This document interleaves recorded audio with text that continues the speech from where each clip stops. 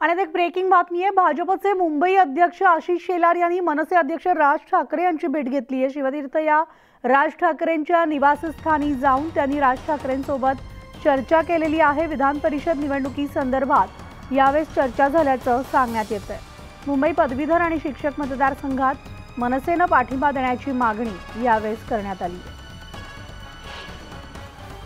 तर आमचे प्रतिनिधी तुषार उपनवार आपल्या सोबत आहेत। तुषार, आपण पाहतोय आशिष शेलार यांनी राज ठाकरेंची भेट घेतली, काय अपडेट्स आहेत?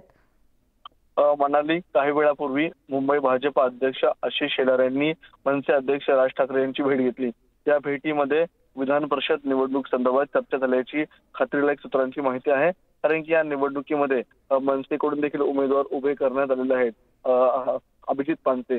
मात्र जर अभिजित पानसे उभे राहिले तर त्या ठिकाणी पदवीधर मधून या ठिकाणी निरंजन डावखरे देखील उभे आहेत। त्यामुळे त्या ठिकाणी मतांची विभागणी होऊ शकते आणि याचा फटका महायुतीच्या उमेदवाराला बसू शकतो आणि महाविकास आघाडीचा उमेदवार हा विजय निश्चित होऊ शकतो।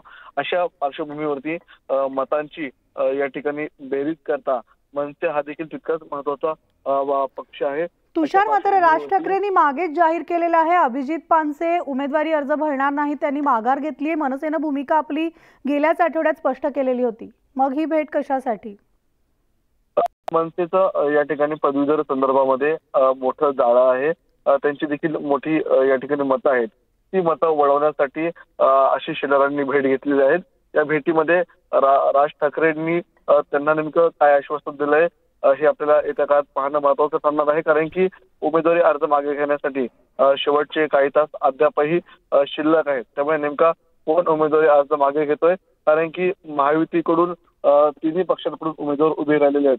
अशा पार्श्वभूमीवरती मतांचा घोडेबाजार होऊ शकतो। त्यामुळे बरोबर, आणि त्यामुळे आता पाहायचं या भेटीमध्ये नेमकी काय चर्चा झाली याचे सगळे अपडेट जाणून घेत राहू तुषार। तुर्तास धन्यवाद।